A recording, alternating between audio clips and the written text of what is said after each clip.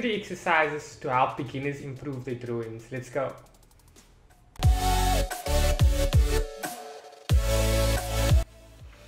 Okay, welcome back guys. What I just want to quickly do before we get into it is show you guys a quick recap of the previous lesson.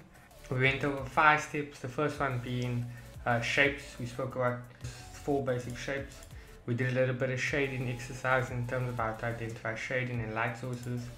Then we did scale and proportion. We also did a small exercise here on additional shapes, which is something we're going to emphasize in this lesson.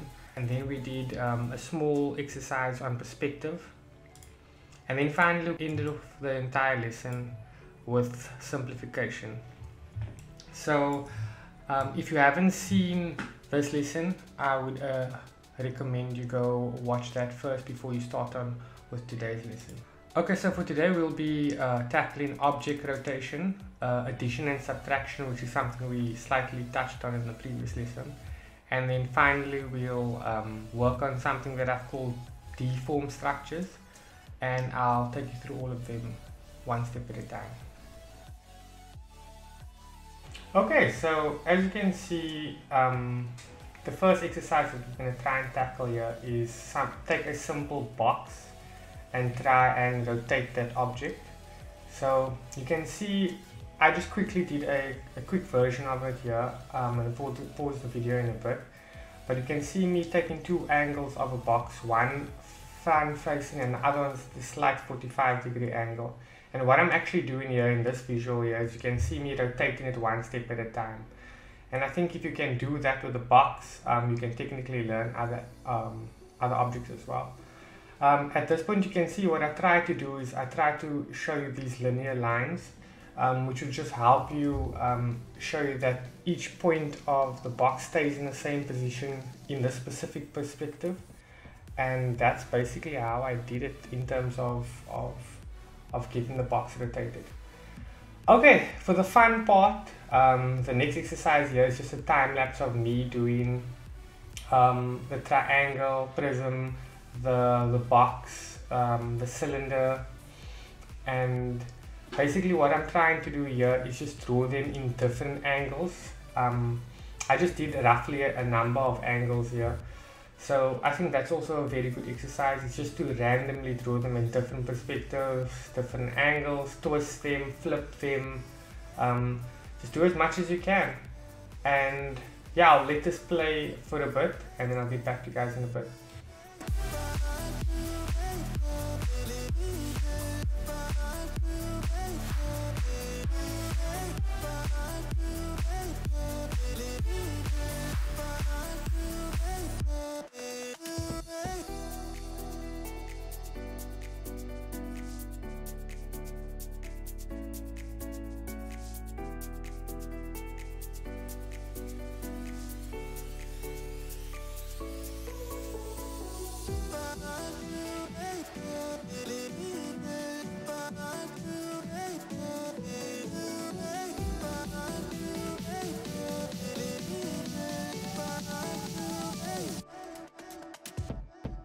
Okay, next we have one of my favorite ones. I really enjoy this, which is the addition and subtraction. So I'm taking the various shapes that I just drew in different angles, and with red color I'm subtracting, I'm cutting into those shapes.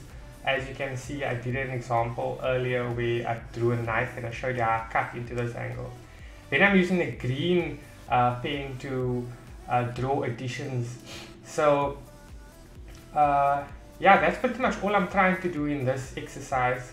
It's a lot of fun, and I think this is a very fundamental exercise in terms of learning how to add structures onto various shapes. And yeah, then I try to do both. I try to subtract, as you can see here, and add to the same shape at the same time. And in the next exercise after this, you will see me try and take this knowledge and try to recreate the camera.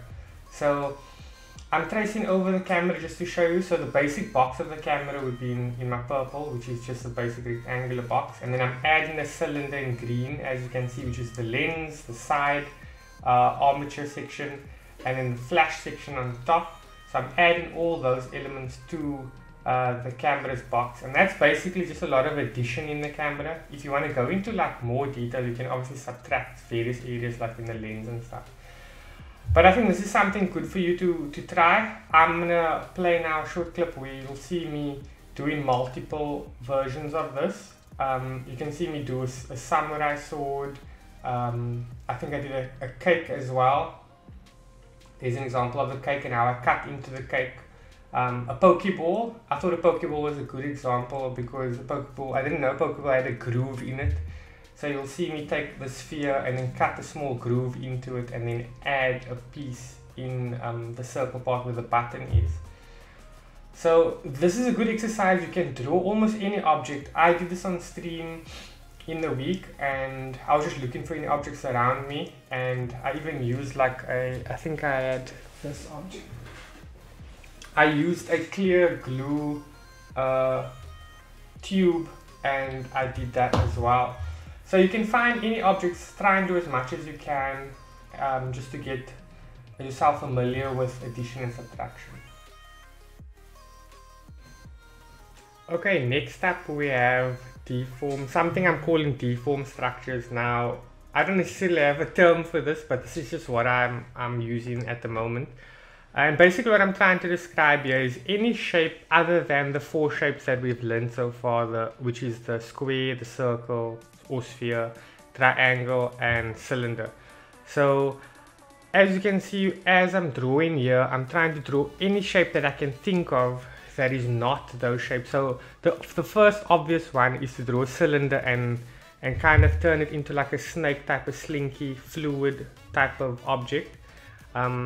I'm also adding another step to this process here, which is to draw the contours of the object. So you can see with every object that I'm drawing, I'm trying to continue and show myself and actually teach myself where the contour lies. So you can see I'm drawing like a mesh type of figure around each object, and that's kind of what I'm going to do with all of these objects. As I'm drawing these shapes, you can see I started off with more abstract shapes, and now I'm trying to create things that I see around me or things that I know. Like for example, a laptop, I used 2 squares or 2 rectangular shapes. Then I drew a donut type of figure. Then I drew like a fan, like a wind fan, a hand fan. And now I'm actually trying to do some type of face type of structure. Then I thought of another thing, like a cylinder that turns into a cone that kind of looks like an ice cream. And I think I even go about and try and draw something that looks or resembles a tongue. And then kind of just try and create that mesh figure over. And all that mesh figure is actually doing, it's just training your mind to see the form as you go along. So taking everything you learn in that exercise, now the next step would be to try and actually draw objects that you know. So the first thing that I thought would be fun is draw a piece of steak or a piece of meat. And you can see that's more like of a deformed type of form that you have there. But that is basically a rectangle that has pieces cut out of it and it's carved and there's a hole in it. And that's pretty much all it is. So here I'm just doing contours of that, just to train my eye on the surface, to teach myself what the surface of that form is. Another tricky one, which is actually a very good one, is if you guys know Pokemon, there's a character called Ditto in there, which is just this fluid thing, which is like the Flubber movie, if you've seen that. I also tried to draw another simple character, which is Kirby from Nintendo.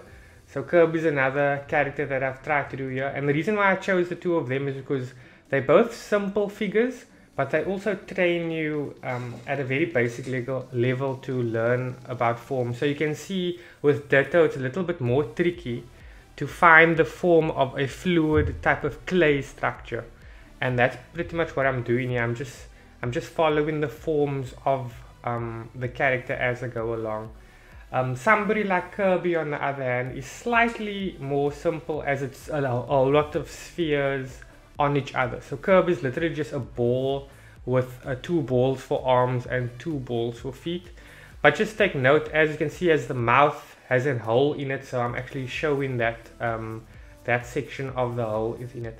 And then just to help my eye a bit more, I added a little bit extra, and I started shading them a bit more, so you could see the form a bit better with the shade.